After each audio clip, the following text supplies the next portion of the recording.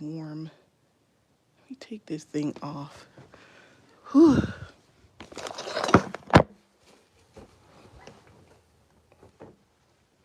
It's winter over here, everyone. So it's cold, but I don't want to be too warm at the same time. Women issues, You too hot or you too cold. I don't know what it is. I can never sleep in a hoodie. It just drives me crazy. I just can't sleep in any hoodies. It would have to be freezing, freezing cold for me to do that. But hey everyone, sorry I had to clean this phone off. It's so dirty. Um, Sadly, hey princess, hey sister. I'm sad to tell you guys that I know I've been asking y'all to pray, everyone to pray for my sister. Unfortunately, I recently found out that she joined a cult. Um, I am like shocked. This title is scary. Why did she join the cult? Because of I guess, all of the things that have been going on in her life. When I told you guys about the whole, hey, Militia, when I told you guys about the stuff with her child's father and how the cops had to be called and how I like, you guys, I cussed this guy out. Like, it was very horrific. Stay prayed up. Thank you. I'm trying. The whole situation was really horrific, more than I put on. Um, there was a video I posted. I think it's titled "The Narcissist Called Me Out My Name and He's on the Run." I posted that video after I had the conversation with my sister and him, where he basically physically attacked her. He demons tried to kill y'all. No, this is something that happened when I was living in Long Island by the Amityville horror house. It is something I spoke on before, but I guess I didn't go in detail on how they tried, but I'll talk about that too. But this is a separate story. But yes, this did happen. Um, but my sister, if y'all could keep her in prayer, because this cult that she's joined, she's been there since what, today is Saturday. So she's been there about 3 days or 2 days. She called me when I was at work and she told me the address of this place. And basically, they are a cult that is rooted in um, yoga. They practice a lot of yoga, meditation, and they administer a drug to people. I think she called it an ayahuasca. Um, I did some research on the place as well, and they do give them some type of weird drug to open up their third eye. I prayed for her, and I'm hoping that instead of her having a demonic experience, that in this time God will reveal Himself to her and intervene in her situation. I want you guys to keep in mind as well that my sister is a grown woman. She's in her 30s and she has a child. And she's a grown woman. I can't make her do anything. And she's the type of person that has the attitude like, if you tell her to do something, she does the opposite and she does it spitefully and on purpose. So I'm being strategic with my approach with her, but internally, I think it's a very stupid idea. I think it's a dangerous idea, and I'm concerned for her. And I wasn't gonna come on here and tell that story, but God, I personally feel like God is pushing me to talk to you guys about it because I believe the more people praying for her, the better. And I don't want her to go to this cult and get sucked into this place because Before she went there, she told my mom as well. She gave my mom a separate phone call and told her about it. And I called my mom afterwards and asked her what they spoke about. She told me that she mentioned the name. My sister mentioned the name of the cult to my mother. My mother recognized the name because apparently, my mom is in New York, she heard some type of story on TV about this cult. And my mom mentioned to my sister, like, is this the place that does like the hot yoga? And my sister was like, yes. So they have some type of weird meditation ritual. And my mom said she saw a story about like a couple that went there. This was like a white couple, and they went there, and this cult like basically drained these people's bank accounts.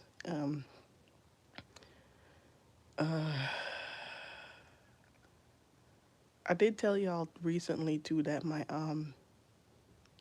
sister was in a car accident like prior. Her child's father and the baby. Fortunately, everybody was okay. The reason why I'm bringing that up is because she got like a recent settlement from that case. So it's basically everything she has to her name right now because she hasn't worked in the years that the short years that she's had her child. I think it's almost 2 years now. She hasn't worked. So this is the settlement that she received is everything she has in her account. And whatever financial support she had, she was receiving from me and my mother. So I'm hoping that she doesn't go to this cult and they drain her of any funds that she has as well. Um, but she's currently there right now. They have very strict cult like rules as well that people have to follow. They all have like a room. I don't know if they share the room with other people or if it's separated by gender. I have no idea. But she has a room, and they give them a locker as well where they have to put all their things in.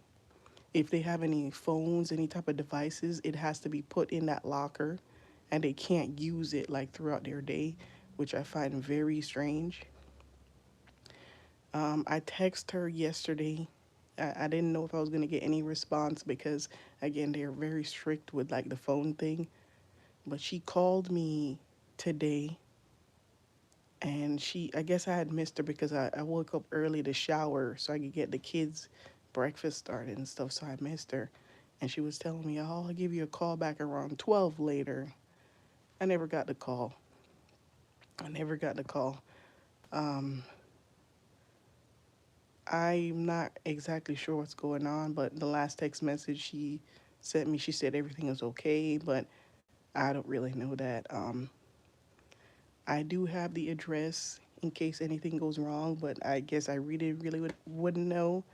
So if anything goes wrong, and if we do not hear from her by I think she said Sunday, like the Sunday coming next Sunday, not this one, then she's like, if you don't hear from her by then we should be concerned. So I'm like, okay, but still, it just seems real fishy. Literally, you guys, they're over there doing weird spiritual rituals, yoga, meditation, and they have like weird cult leaders that's in those groups as well. The group that she's in, and they're taking some type of herbal drug. This drug is being administered to them.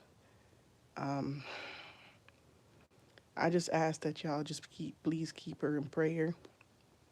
I feel like I'm a part of a soap opera because it's like this stuff is so dramatic. Like I feel like things with my sister is always very much up and down. Hey Gabriel, hey friend. Um, it's if it's like one thing, it's something else, something real out there, and she definitely still has a very strong issue with lying. She lies like people just breathing, just how people just breathe, like it just comes natural. Our bodies just know how to breathe. Lying for her is like that. It's like breathing. She lies so much.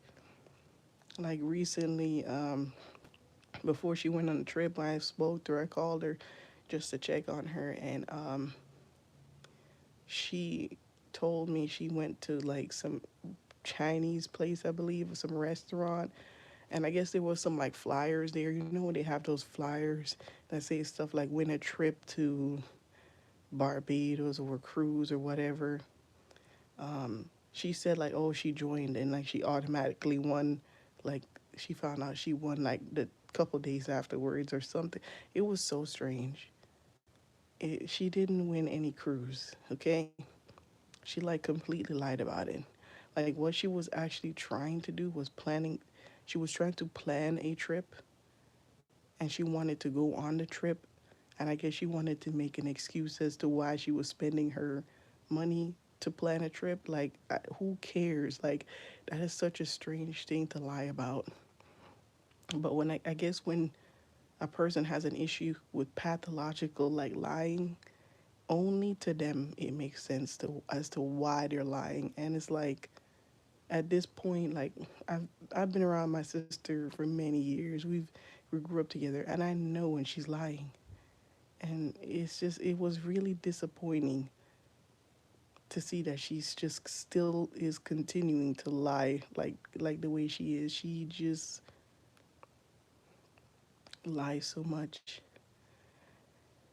It's really strange. Like um, growing up with like me and my sisters like social groups, when we would encounter friends or just associates, people would always assume that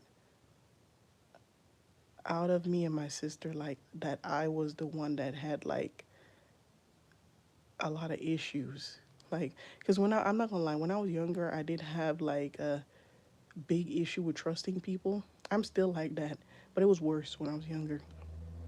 And I was very standoffish. And I was a very angry kid. I'm not gonna lie. I didn't get in trouble a lot or nothing like that. Um, I wasn't like that kid that would always get calls from the school or was in trouble with the law. Like never. I was. You could just tell like I was a little bit troubled. Is because like my home life was not good. You know, my mother was that type of woman that she has kids, but she's not. She shouldn't. She was the. When you encounter parents like that, you see that they have kids and they're the type of person that should not have had kids. Blessings, sister. Hey, but blessings, Jack, my friend. So she was not a good parent, and me and my sister's upbringing was very dysfunctional. So my point of bringing that up, but is that people made the assumptions like out of me and my sister, they could see that there was some dysfunction, but they assumed that I was the one that had like the biggest problem, you know.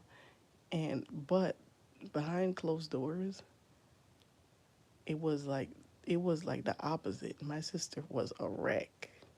Like she was a wreck, and she was like very she's very like careful about how she presents herself in front of people. I guess she was a more strategic, I guess, in that sense. So people people made the assumption that she had it more together than me, even though we both were a wreck. But it wasn't the case. Like she was like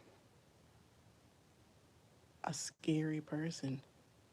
Like she even as I'm her own sister and know her, I was like a little bit like afraid of what limits she would go to do certain things. And I would just always like at the back of my mind like whatever, like even as a kid, like whatever demons she's facing, like whatever is going on in her head, this is not somebody that you should really like cross, you know? I always felt that way. She if she said she was going to hurt someone, she really meant that. Even our stepfather, like I should say her ex stepfather, because my mother's not married to him anymore. But he was afraid of her. It's like laughable to me, and I really, it's funny. Like whenever I would encounter these people throughout my lifetime, like they would literally like automatically judge me and be like, oh, she's the one that has, because people compare siblings a lot more than you think. And they would always say, "Oh, she's the one to watch for, cause she's the problem. She's the problem." But you don't know my sister. When as soon as those doors closed, when me and her would get home from school, the stuff that would come out her mouth, I would just wow. The things she would say about people is just shocking. I just couldn't believe it. She would say things like, "I don't give a shit about that person. I don't even like that person. Yeah, they think they're my friend. They think we're friends. I just pretend to like them, but I'm really just using them because they're just idiots anyway." And I was like, wow. Like I was a little bit like concerned, like about her character. I was really concerned, and this is like the way her process was. And she had this like mentality to like step on every neck to get wherever she wanted to get, and she didn't really like value her relationships with people. And she told me she would do things like put this weird persona to like get people to trust her, to get something from them, like. And then she told me like she would do stuff like play characters, like she would be playing like like actors play movies and roles, like she would do this weird stuff, and I was just baffled by it. Like I just don't see the purpose. She's very a very flawed person. So when if you guys praying for her, pray for her mental health as well, because it's not right. Her mind is not right.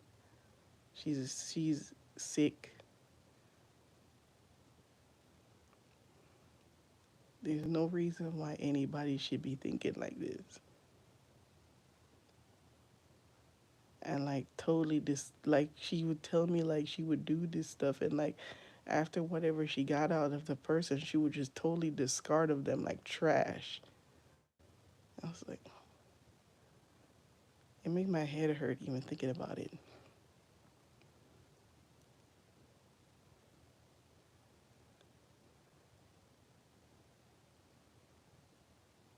Anyway, but ain't you guys, I have spoken to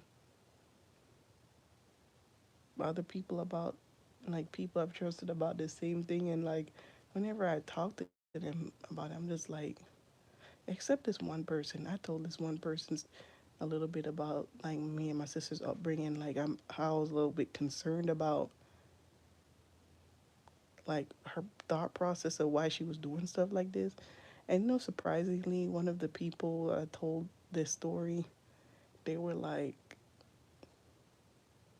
they wasn't like concerned about anything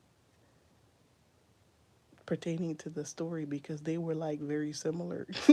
I found that to be very strange too, because they had a similar type of process. But that those are red flags that I watch for with people. You ever talk to somebody and you tell them something like some type of weird traumatic story, and then they're like so desensitized by everything, that they feel nothing when you said it, and they just like, oh, water off my back. Not because how people just in general and little things in life, they just let it roll off their back because they feel, oh, the world is crazy. It wasn't even like that. The person just, they was just like, whatever. I would do the same. Like, whoa, whoa, same demon, different faces. Wow. But anyway, that's a very like complex situation, and for me to go into it, to dive into it, I would have to mention names, and I don't want to bring this person up anymore because they're not in my life no more, and for good reason. I would just say God got them out of here.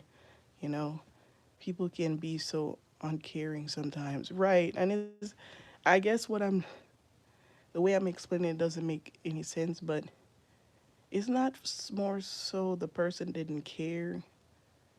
It's the issue that I told them that I was concerned about her behavior and her, the way she processed things. My issue was the person actually found no issue in what she was doing at all because they felt like they would do the same thing if they wanted to. And in some sense in their life, they had a lot of similarities to my own sister. Like they had like a similar mindset, and they had the pathology to also lie a lot as well. And I always found it really interesting that God like connected those two people in my life because they were so similar. They were very similar, and I know there's a reason why He did that. God works in very mysterious ways, and He makes no mistake. Okay, and His thought patterns and His process is not our process, but sometimes He will bring different faces of people in your life that have the same exact personality, and He will keep bringing that same person to you with a different face over and over until you work out whatever issue it is that you have with that person, or if you need to confront that person in a very specific way. The only the issue I have with people that have that personality is that those people are very draining to be around. They're very, very draining. And a lot of times, people like that, they have very superficial relationships. And uh, probably a person listening to me say this right now, tell this story about these two people, they're like, duh, obviously they're both narcissists. Yeah, they are. Both of these people have a narcissistic personality. And it was always a attitude like me, me, me.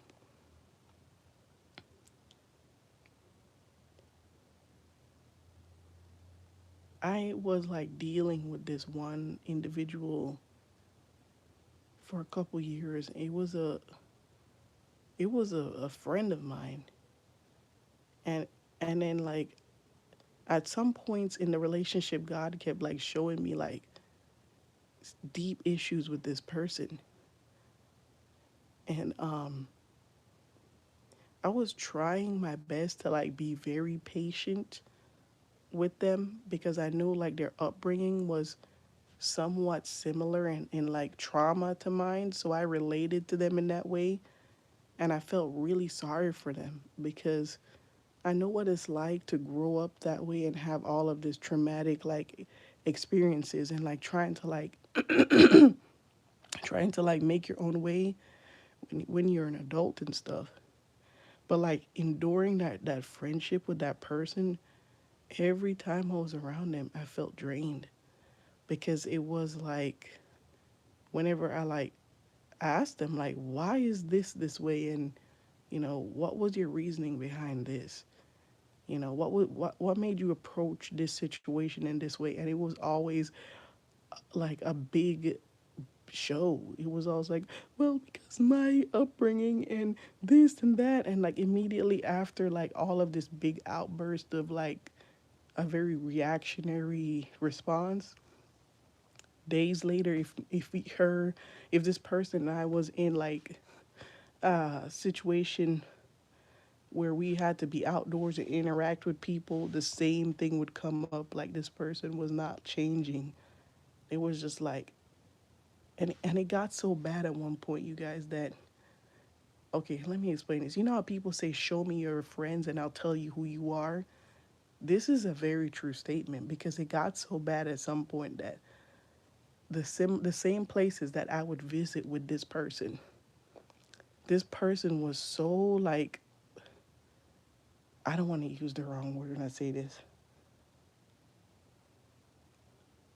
This person was so demanding and rude, disrespectful.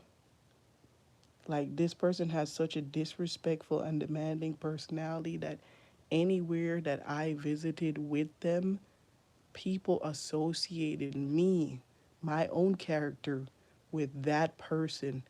So if I came back to that place of business by myself, I would be treated like I don't want that person here. If you see what I'm saying, by just by association. And that really bothered me. I'm trying to endure and be your friend, but like, you're at this point, if I feel like I'm going somewhere and spending my money and people are treating me bad because I'm associated with you and they don't like you, so now, you know just naturally they don't like me as well. It's just crazy. But those are the repercussions of like dealing with these these people with like horrible personalities, like. And it was years of like enduring this person's like crap, you know? Could you imagine literally going somewhere, spending my money, my hard-earned money, and not getting service, proper service, because you're the person with the horrible friend? And the last time the friend you came with, your friend, she was horrible to deal with. So you must be difficult as well.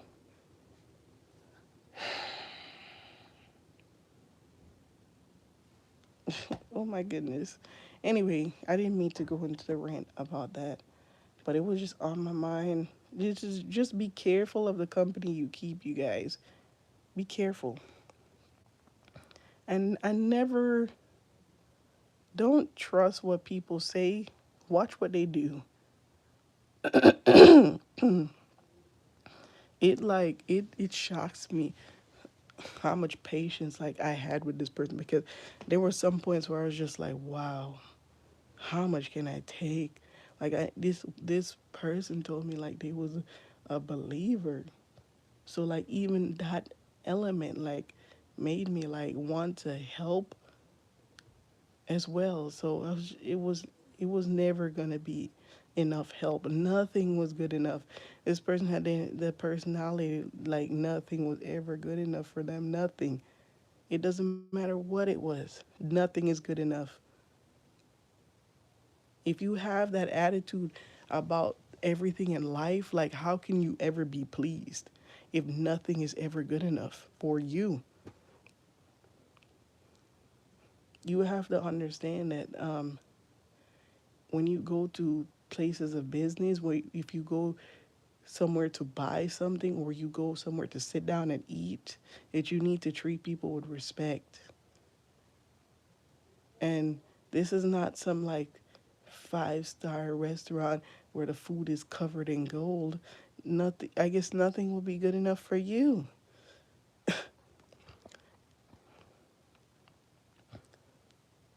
Yes, watch their actions. Actions speak louder than words. It sure does. It's just disappointing. And unfortunately, I have to tell you guys as well too, as Christians, to watch out for other Christians as well. Um, I heard this story about this cult leader. Maybe that was like a month ago. Having a big heart and being a good person may not be appreciated by all, but God will bless you. Amen, my friend. And I'm not saying that I'm that great of a person. I don't believe that. I definitely have my issues. I definitely do, man. And I'm just saying, like, I think people I think people that mindset they can be very abusive to others around them. And they just have this attitude or this they feel very well some don't ever feel like people have to take your crap, okay? Because they could easily walk out your life. If you have people in your corner that is there enduring life with you, that should be accounted for. That's all I'm saying. Because a lot of people won't, you know. Like if I have a really good friend in my corner, a person that I truly respect, and somebody that I really would consider a friend, like I'm willing to endure with you. Like I'm not gonna, you know, leave you out in the cold. But people don't look at it that way. People would take your patience and your kindness for weakness, and they would treat you like a doormat. It should never be a situation where you have a friendship with a person and they're treating you like crap and talking down to you, and and you now have to have the response like, I got to defend myself to reclaim my respect. No, no. You have to do those type of things in associates, like people that are not even friends, that you would not consider friends, people that you casually know. And if they get out of line, you check them.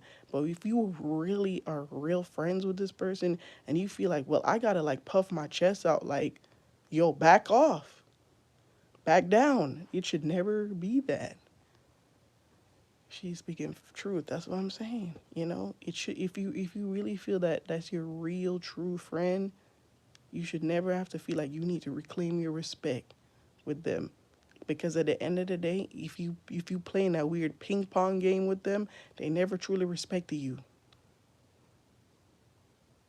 They don't respect you.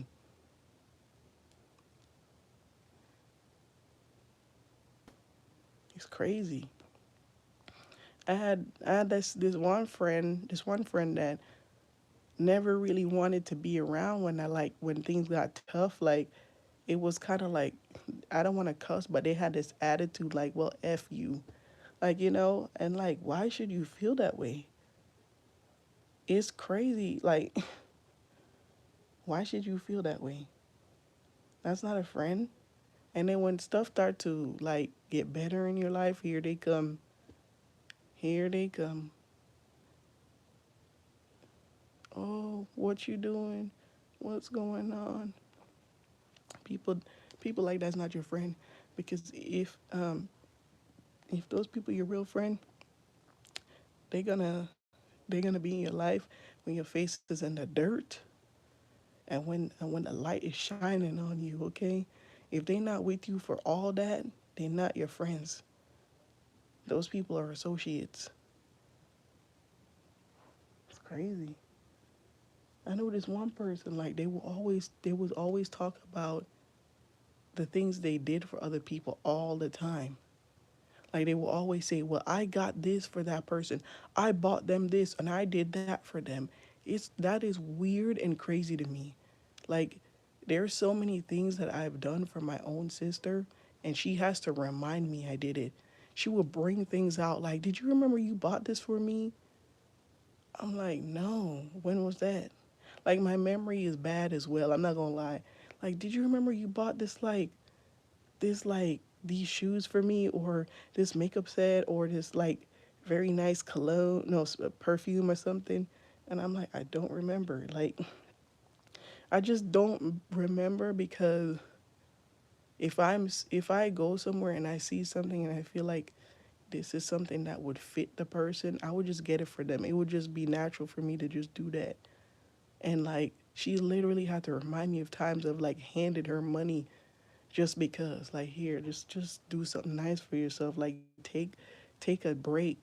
And she's like, oh, do you remember that time I was down and you did this for me? I sometimes I'll remember if something triggers my memory, but most of the times I'm like, I don't even remember doing that. But She was like, and then she would say something like, "Oh, I really appreciated that," you know.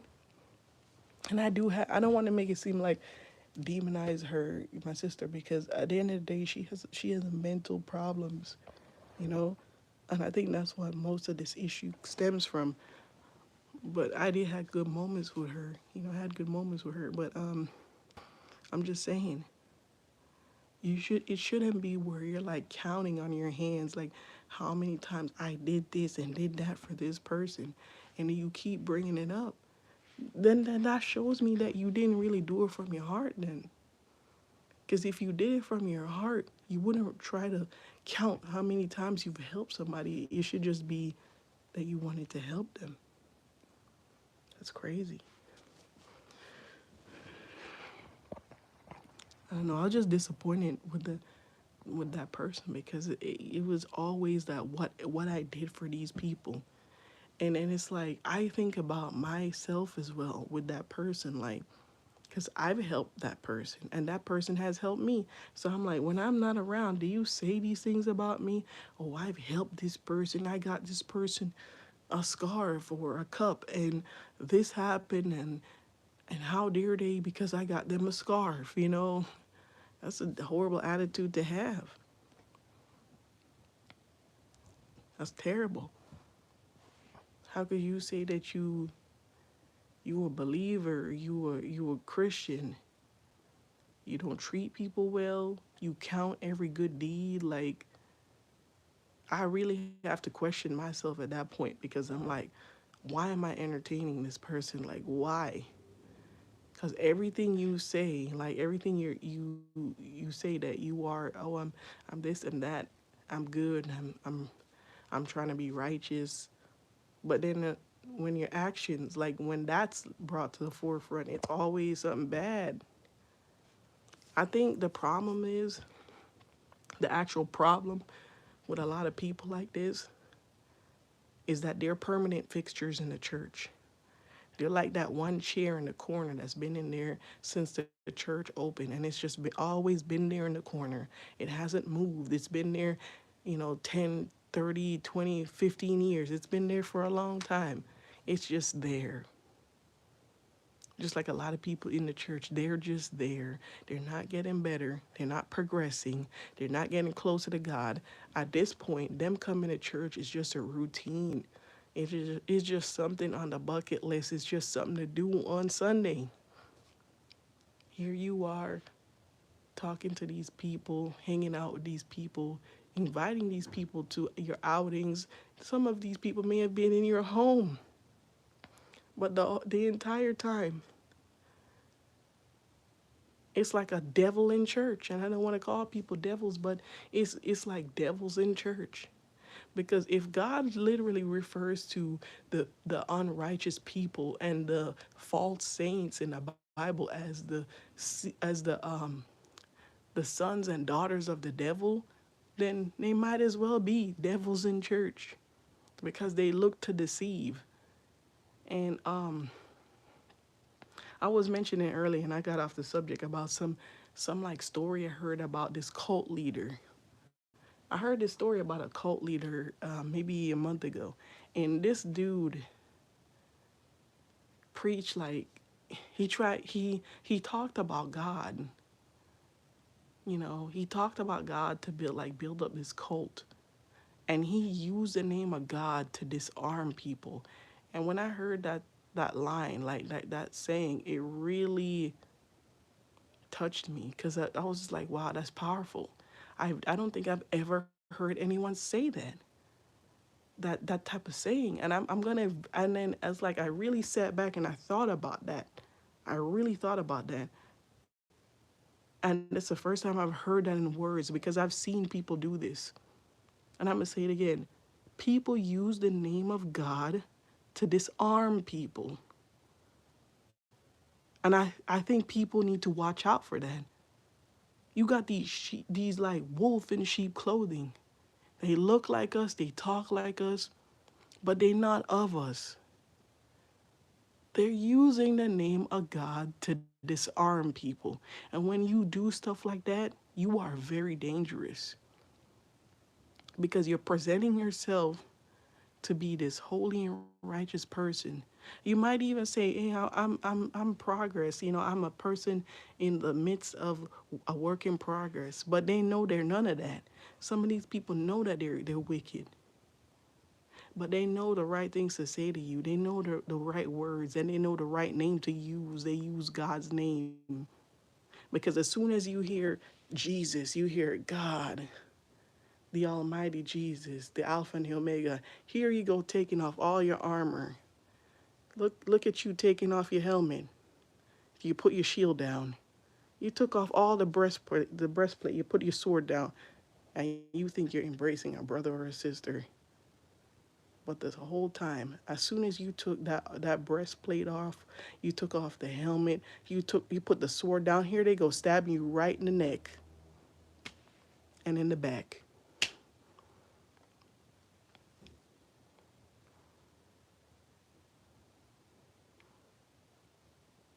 It's crazy. This whole time you thought that you was in fellowship, but the whole time you was being disarmed. And here they go, Jesus, God, Jesus. And they know Christians don't like to follow or listen to people that say that don't say the name of God. So that's the first thing they say. I'm a child of God. I'm a Christian. Jesus. Here they go, Jesus, Jesus. And you're like, oh, taking everything off. Oh, he's one of us. She's one of us. No, they're not. They're just smarter than you. You just got played. Now you gotta let these people in your home. You done took down all the security systems. You done welcoming these fools on the red carpet. The whole time they was plotting on you, plotting on your downfall. That's crazy. Fake Christians disarming other Christians with the name of God.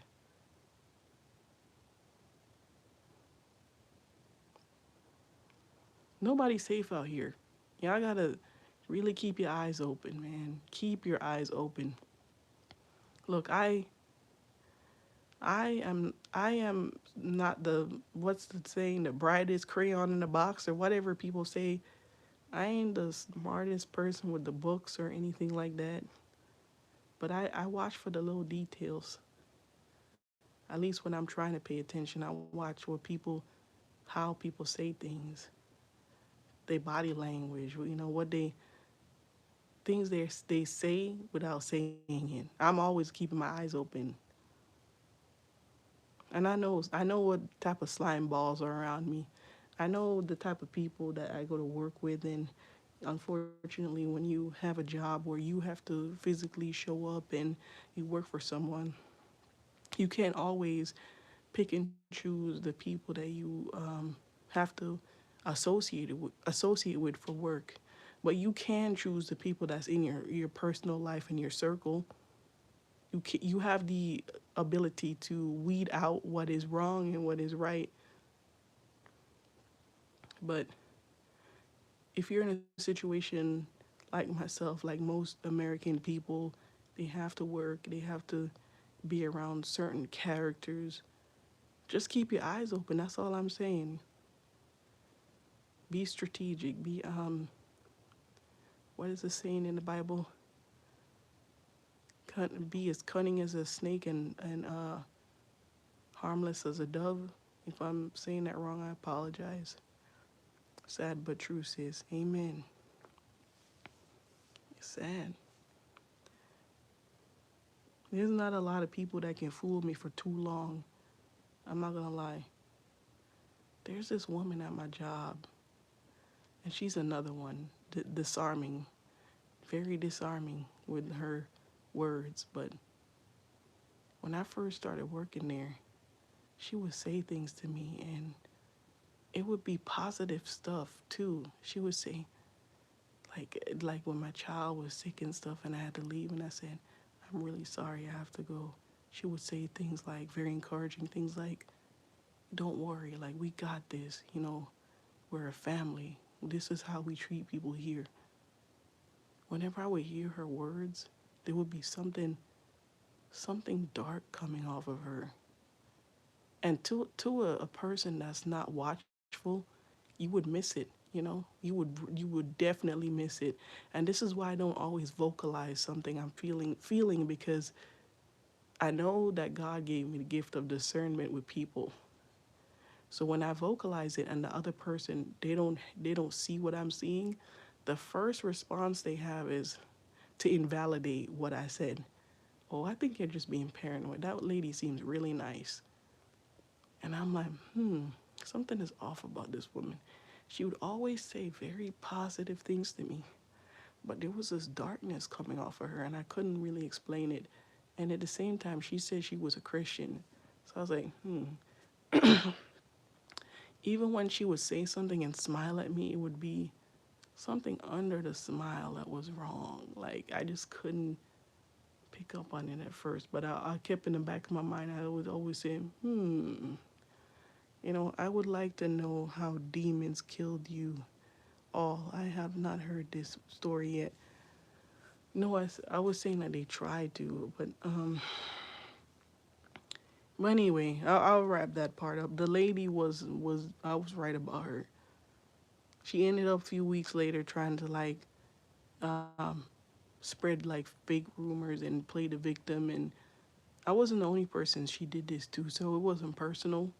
She didn't particularly like me, but for like reasons of like when I had to leave and my child was sick and she had to basically take over the phone calls. So it was more so, how dare she feel like I should be doing her job. No, like you need to take that up with your workplace. I didn't make you feel that way. The job said that you had to pick up that slack. But but it's more so like I don't like this person because I had to like pick up the slack when this person was gone. And she was this way with others. It was like she would like run like this weird smear campaign against people. And again, it's not individual to me. She did it to other people at work. But as a person unknowing and just coming there, and I didn't know her, this is something I had to learn. But yeah, I'll just say she's not well liked. She's not well liked where she works by anyone because of her character. But anyway, um, the Amityville Horror House. I talked about this before on my channel, but when I lived in New York City, I moved from Brooklyn to Long Island. Me, my sister, my mother, and her husband. This is when they were actually married, though, but we was always living in apartments. So I guess the her husband was saying that we should get a house. We should get something bigger, more space. The kids is here. Sometimes his kids would come. They lived in Germany with their mother. I believe they lived like, if it wasn't on an army base or like close to army base, but most of their family there was in the military. So every summer his kids would come over. It would be a girl and a boy, and they were younger than us. So around that time, like when we were making the transition to move, they was looking at houses for a couple of days, and on some of the house viewings, we would come with them. There was this one guy house we went to, and he had like a lot of weird old furniture, and plus the energy was off with him. He was a bit weird. I don't think he was the type of person that took well to not urban, but people of color. I don't think it was just black people. I don't think he really see it for like Asians or Hispanics. He was just like super weird. But there was a weird standoff energy, not like not like, oh, there's people in my house, it's uncomfortable. It's more like, ew, it was really weird.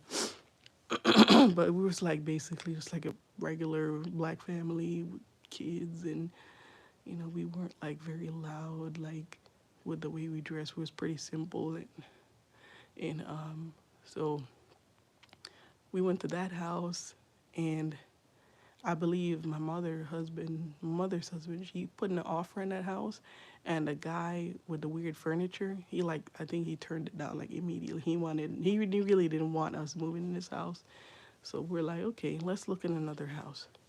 We looked at another house, which is really weird.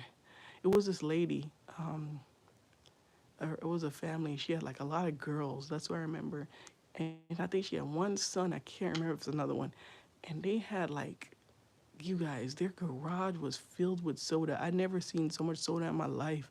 Like, this lady looked like she went to the store and bought every container of soda they could find, and it was like all Coca Cola. And like, me being a nosy kid, I was just asked her, "You have a lot of soda here. You like soda or something?" I was trying not to be rude, and she was like, "Yeah, my daughter loves soda. She doesn't drink anything else but soda. She won't even drink water." And as she's saying this, the little girl is chugging a can of Coke, and I'm just looking at it like, wow. I don't think I've ever seen that. I don't think I've ever seen like a child that wouldn't drink any other fluids but Coke. So I found them a bit strange. But we looked at the house, and I think the stepfather, he didn't want that house. I think he said it wasn't enough space or whatever. So one of the last houses we looked at was the Long Island house, and the one that was like by closer to the Amityville horror house. This house was like exactly what he wanted. Gosh, God, waking the kids. This house was exactly what he wanted. It had the extra bedrooms and everything. So we go into the house, and like, out of like most of the houses, all of them usually had the people living there. Hey, Kate. Hey, my friend. Most of them had the people living there already, and the whole process of moving to a house, they would probably get ready to move out, and they've moved some of the furniture already, but they're not moving until the house is sold. But this last house that we went to, no one was in there. The guy had to show up there with the keys to, like, with the realtor to show it to us.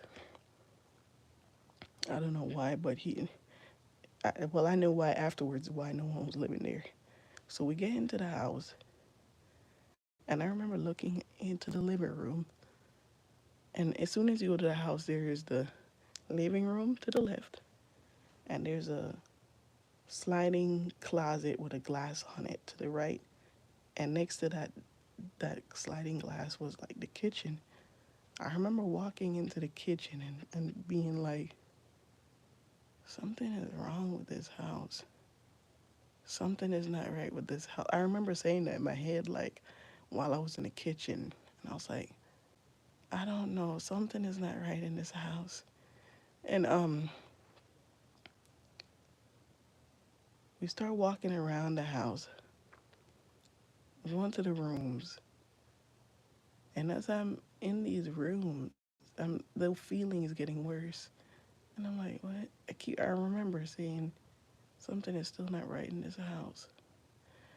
So we look through the house. The stepfather is giddy as heck, you guys. He is happy about the house. When we finish viewing the house, he says this is the house. He wants this house. He decides that he's gonna lowball the offer to the guy. The first offer that he put in to lowball the house, the guy said, it's sold, it's yours." And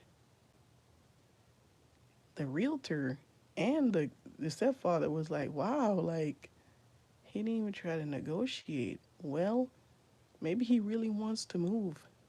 Like, maybe he's like, and I think he said something too, like, they were gonna move out of like the state. I don't know, but they were in a process of like, but you guys, him and his family, this was a man that had a wife and kids, okay? And they were not in the house at all. They were already living somewhere, and the house was not sold. So the guy takes the offer, and he was out of that house with the quickness, okay? Like, literally, we moved in like, what, 2, 3 weeks later? It was crazy. the closing went like that. So we get in the moving truck, we pack all our stuff. We off from Brooklyn to Long Island. And in the first week of us being in the house, everything was quiet. Like eerily quiet. I don't know how to explain this, but it felt like it was quiet in the sense that it was only quiet because I was being observed. Like, and whenever I got into this house, I felt like eyes was on me at all times. It was so weird. At some point, we get enrolled in school out there in Long Island, and I'm not thinking anything but, my head is just somewhere else because we're getting enrolled in school. We moved to this place, and it's so secluded. I don't know how to like take it because like I'm so used to Brooklyn. And one night, my sister wakes me up in the middle of the night. I'm literally snoring, my mouth open, and all that drooling on my pillow, like you guys, like deep sleep. She's like, "Hey, wake up, wake up!" And I'm like, I'm sleeping all heavy. I'm like, "What? What?" She's like, "You didn't hear that?" I'm like, "Hear what?" She's like, "You didn't hear that?" I'm like, "Just leave me alone. I'm going to sleep." I know what you're talking about. She's like, can I sleep in your bed? I'm like, this bed is like really small. You can't fit. She's like, please let me sleep in your bed. So I let her sleep in there, and I literally, back to sleep. You guys, like, I am tired. So she's like, are you sleeping already? I'm like, yes, yes I am. She's like, just wait for me. So I pretend to wait. I'm already sleeping. Wake up in the morning. And I asked her about it, like what was going on, like why, what did you hear, like what happened? She's like, well, I kept hearing stuff at the closet, and I'm like, what? Okay. She's like, if you want to hear it, like if you want to see what I'm seeing, the next night, wait up with me. So I'm like, okay. I'm trying my hardest to stay awake. And then she's like, listen. So it's dead silent in the room, you guys. And I'm listening out. I don't hear anything. So this repeats for like 3 more days, I believe, like 2 or 3 more days. And one of the days I did hear something. Something was going on. I kept hearing like this banging noise. Like something was there. And it was whatever was going on in that house. The demons that was in there was torturing her every night because it was like it would touch her foot. It would like pull the sheet from off of her when she was sleeping. Meanwhile, I'm sleeping over there snoring, you know. And at some point, whenever I would get up to go to the bathroom from this room, I would just stop like in the front of the door, like the door exiting my room, and I would just like look out, like I'm expecting to see something, and I'm just like, something's not right with this house. So I go to the bathroom, I come back to the room, and I'm still hearing a knocking noise. It's still like happening. And they had this pool in the backyard, which is like one of those pools that you could like basically buy. It's like a tub basically that sits on top of the ground.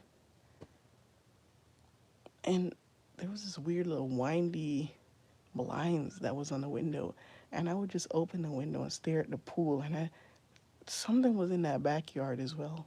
Something was there. I would just stare into this one spot, like as if I just felt like something was out there. The worst, one of the worst nights, like I just could not sleep. My sister, She would stay up and sit and watch TV, sometimes until morning, until she couldn't even hold herself to not fall asleep anymore. That's the only way that she could sleep. And at one night, I guess she's been sleeping this night, and I couldn't sleep. So I sit up in my bed, like I kind of sit up towards the backboard or whatever, and I was hearing somebody like throwing dishes in the sink in the kitchen. But the thing is, there was no dishes in the sink. There was never any dishes in the sink. The stepfather was very particular and he was like OCD. There was never any dishes in the sink. I go to the kitchen because I said clearly my mind is playing tricks on me or my mother's in the kitchen. Please keep in mind that this time I was not a Christian. I go to the kitchen, you guys. There was not one dish in the sink. Excuse me. So I repeat this for like the next night as well. I hear it like banging, like forks, spoons, and plates, and it's loud. At this point, all of the people in the house know something is up, but they're not talking about it. So I go to the kitchen, and as I'm standing there, I just have this weird feeling somebody's watching me.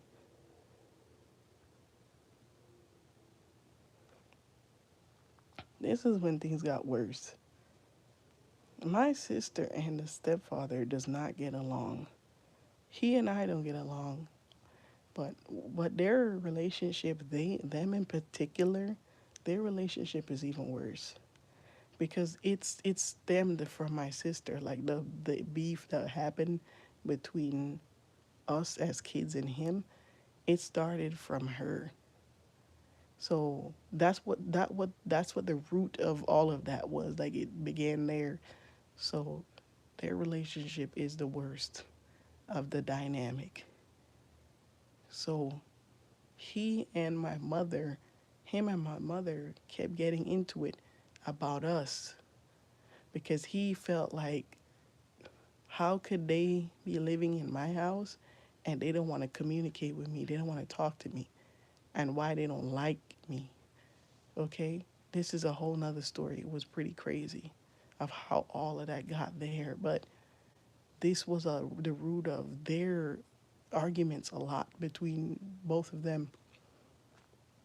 One night, we hear them up there arguing, and this is so bad. Their relationship, their marriage got so bad that this happened like almost every single night. Would hear the screaming and the mother effers and, God forgive me cussing like this, and who the f you think you are, and get them effing kids out my house, and boom, like her banging on the walls and stuff, and you effing be this, be that.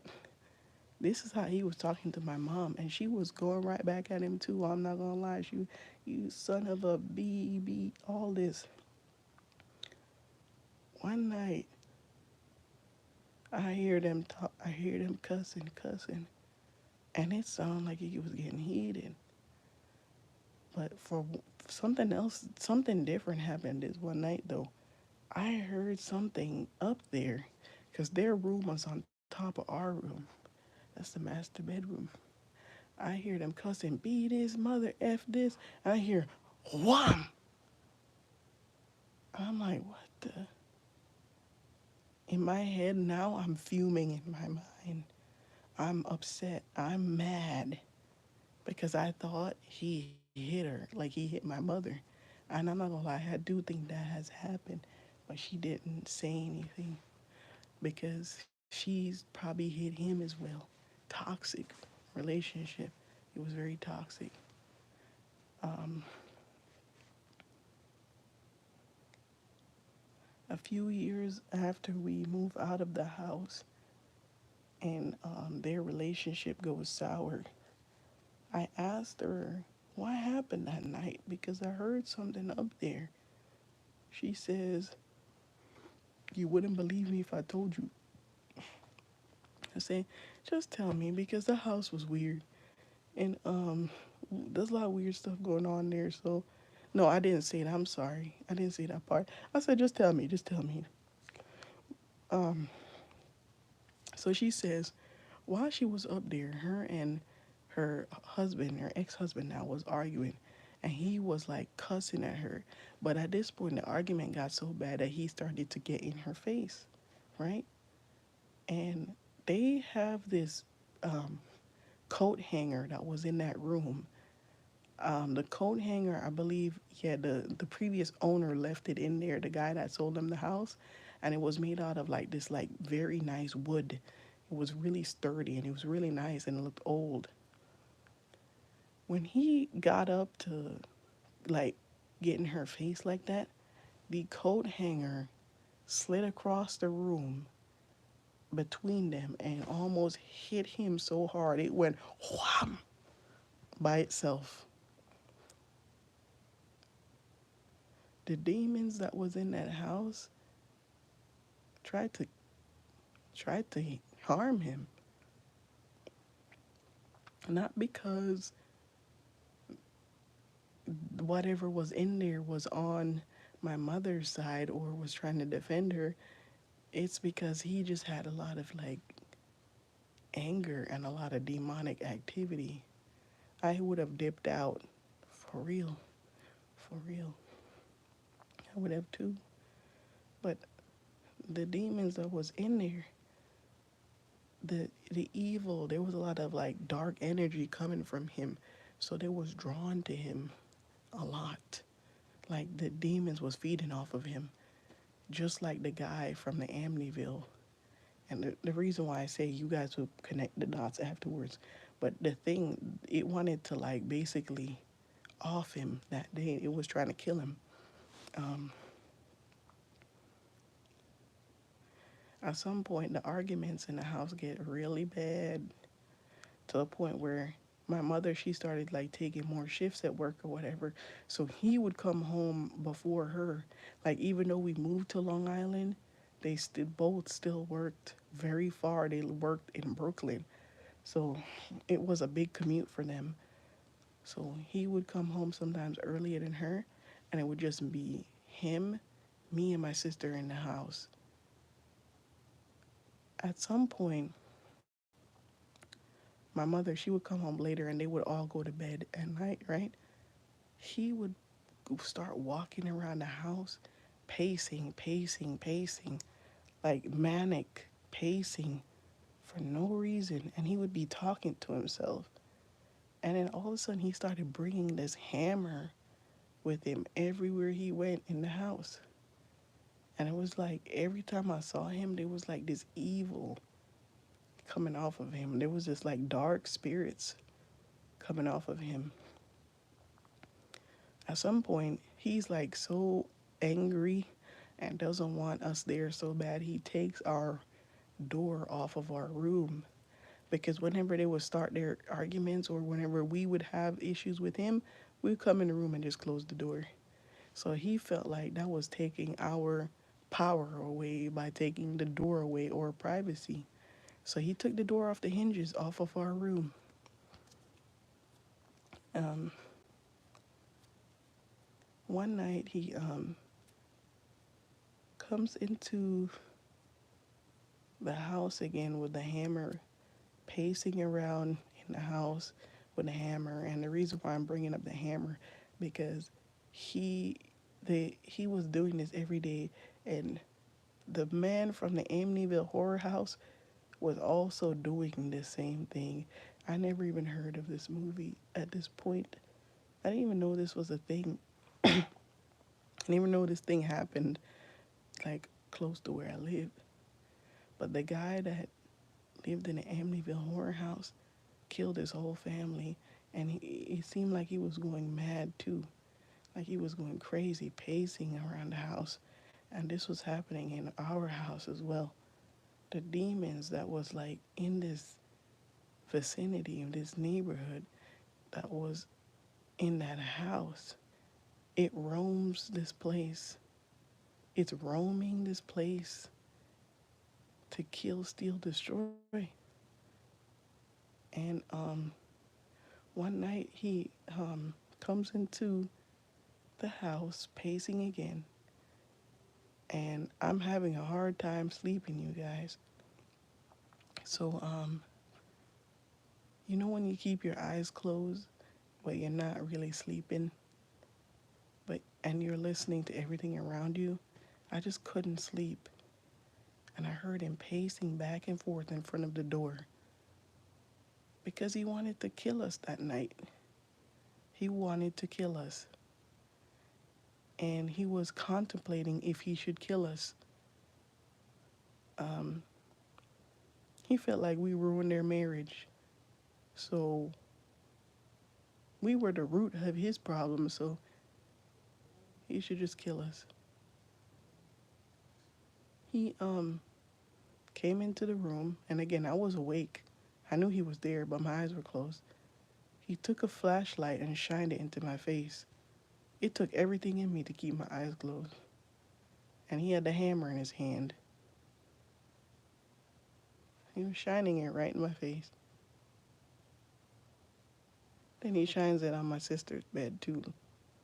But he was thinking of bashing our heads in that night. There's a few other nights he did that too, but this one was very dark because the way he was pacing in front of the door like that, in my mind I was like, I'm ready. Like if I have to get up right now and do something, like, but my heart was beating so fast. Like if I have to get up and defend myself, I will. And my sister, that's what I was thinking. But yeah, he wanted to kill us. Yeah, I'm sorry, princess. This house was so evil. There was a there was a room upstairs next to the master bedroom, and when the house was owned by the previous owner, he said that that upstairs never used to have a room. Hey, Danny. He said the upstairs didn't used to have a room, and it was just like a big open space. So they split like the master bedroom. Which, how do I explain this? No, I'm sorry. There was one room up there, like a large opening where the staircase is, and it was just the master bedroom, and the bedroom was really big. So they split it in two, and there was a bedroom at the side that was closest to the bathroom that was up there. And the floors in there was real creaky for some reason. A couple times we got home, 'cause school lets out earlier than their jobs, and it sounded like someone was up there. So me and my sister, we go up there, and you could clearly hear feet pacing back and forth in that room. Because again, those floors was really squeaky.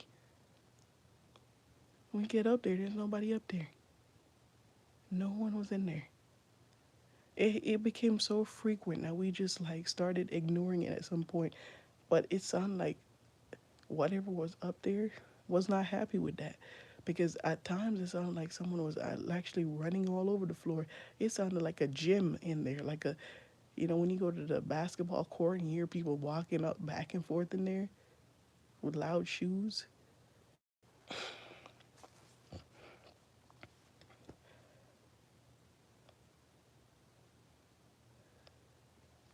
This was the weirdest house I've ever lived in. I don't know what the other owner kept trying to make so many rooms in this place, either to sell it or make the market value. I don't know why, but there was this other room. So when he when the guy first had the house, the other owner, it was like a two part garage, I believe, and then he turned it into one of the rooms into a regular room, which I think they were using as storage. I think they said they wanted to use it as another bedroom, but it was too drafty. Drafty is an understatement, okay? This room was already cold, but when you stepped in there, you stood in there for too long, it felt like it was in an ice box. Okay, it was beyond cold. You started to see your breath. Like the longer you stayed in there, the colder it would get, and it was abnormally cold. I was like breathe, like it looked like I was standing outside. It was like casino mist coming from my breath, and whatever was in there was something in there. Okay, in that room. That room was one of the evilest. Like I used to have dreams about that room. For years, I was having dreams about that room. Like the room was leading into something, some type of weird underground. And the underground had like these demonic people and cult and bones and like old clothes and bodies, and this room was evil. I thank God that at that time when I wasn't a believer that he didn't actually allow me to see much of it. Most of it was just like discerning and feeling evil. But I thank God that he didn't let me see what's in there, because whatever, I don't know what these people used to do in that house. I do not know what type of thing they were into, but it was very evil. There was another time where his kids, the stepfather, his kids was coming for another summer. And you know what? I felt bad for them damn kids, man, because me and my sister shared a room, but they had their own individual rooms. And the individual rooms that they were in was very evil. There was something in there. There was demons in there. Multiple demons, okay? Not one. It was a lot of demons. I don't know what the previous owner was doing in there, but it had to be some type of like witchcraft, seance, or conjuring or something. Because there was the activity that was in that place was extremely heavy. But yeah, I felt bad for the kids because the female girl, the girl, she had to sleep in that room with the creaky floors. She said that she always feel like somebody's watching her. She couldn't sleep in there. She would like ask us if she could come downstairs where our room was and stay in there with us to watch TV sometimes. But she hated being in there. She hated that room. And the boy too, he didn't like his room either. His room was next to our room. Okay, it was like very close. And the people, the guy that had the house before, his son stayed in that room. And he like had a weird design for the room. Like he designed the room like a ship. So it had this like round circular window, and it had like this bunk bed set up for one person, with like the staircase that had like the weird rope, and like it looked like a little dock thing. It was very creative.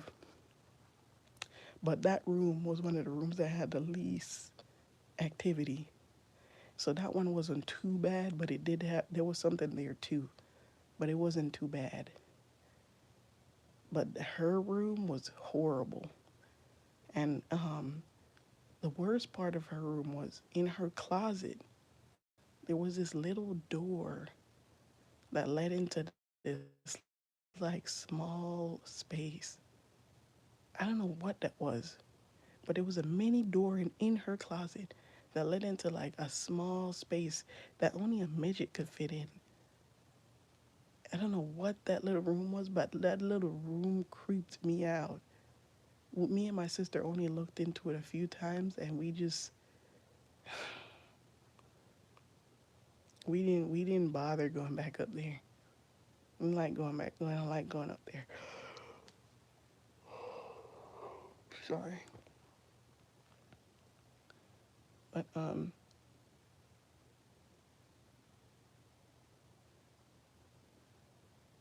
there was a summer that those kids came from Germany to visit for the summer break or whatever, and we was all like playing outside on the deck area in the back, because they had like a porch or something in the back. And I think at that time everybody had came in already and I didn't know. And I was looking for the little boy because I wanted to show him some game. Like we had this game, these old PlayStation games, and we said we was gonna play it. So we had to got the game started up or whatever. And um, I saw him coming out of his room. So I said, "Hey, Justin," that's his name. I say, "Justin." So I saw him get out of his room because his room is next to ours, and he walking through the living room. He passed us. I said, "Justin, why you not saying nothing?" I said, "Hey, we got the game started, man." So I started following him. And I followed him through the living room leading into the kitchen and leading outside into the backyard. Can you believe it, you guys? I followed that boy out to the backyard, saw the back of his head, his shirt, and everything. And when I got to the backyard, he wasn't out there. But the screen door was open, the mesh door was open. I said, "What the heck? That was so rude. Why would he just ignore me like that?" So I called his name out again. I say, "Justin, hello?" I say, "Hey, where you at?" Would you believe this little boy was upstairs the whole time? I said, "If that was, who was that? Who the heck was that?" He's like, "What are you talking about?" I said, "I just followed you outside." He's like, "I was not down there." And I looked at the boy. I forget that he had a growth spurt, so he got really tall. And this person that I saw was shorter than him, but he was definitely black, and he was a male. So when I told him this, like, these kids, okay, they had their own experiences in this house when they visited us in the summer times. So they instantly knew what I was saying was not a lie and that I was being very honest. And the little boy was freaked out because whatever that was came out of his room. It took on the shape of a person, but it wasn't a person. It was a demon, a shape shifting demon. And this is how I knew that the demon was like real because not only did it walk from his room to the living room to the kitchen, and he left the door open while it left. Like again, this stepfather was very particular. If you entered outside of the screen door, you needed to close the door behind you. So we all remembered to do this, or he would come downstairs and make a big stink about it. So I know it was none of us. When we went outside to the porch in the back, when I went out there, both of those doors were open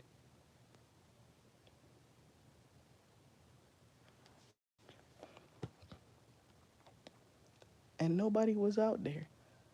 Nobody was even downstairs in the kitchen.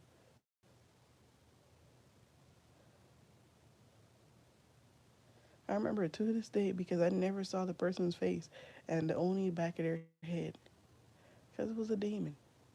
It was a demon the whole time.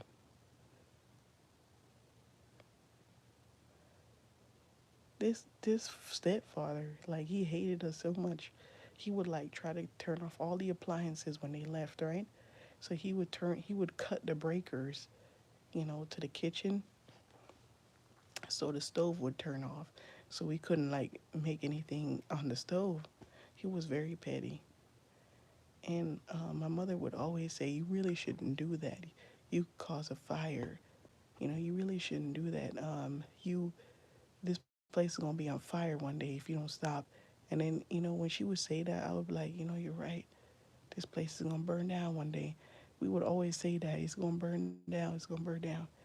And did you know, like when they divorced and we left, he kept the house for like a couple more years, and it burned down. Like there's a part of the place that got fully burnt. I think it was the kitchen area. It burned down. The demons was in there laughing while he was losing his mind. walking around with a hammer, just like the people from the Amityville horror house after he slaughtered his whole family with the hammer.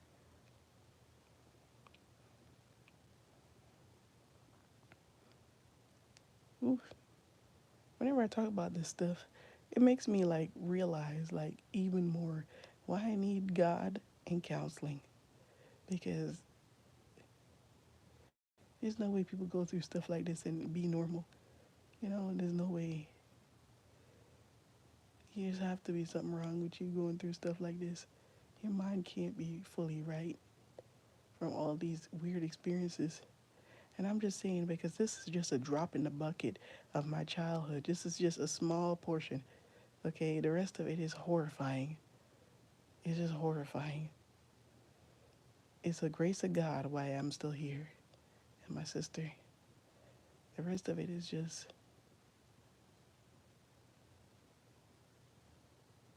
anyway. I don't know why I stayed here so long, but yeah, the demons that was in that house, it was trying to kill him, and it was also trying to use him to kill the rest of us. I could tell, like, sometimes being in the house that look only Jesus kept us alive because he really wanted to kill us. He even said it. He said it as well. He said stuff like this, violent stuff.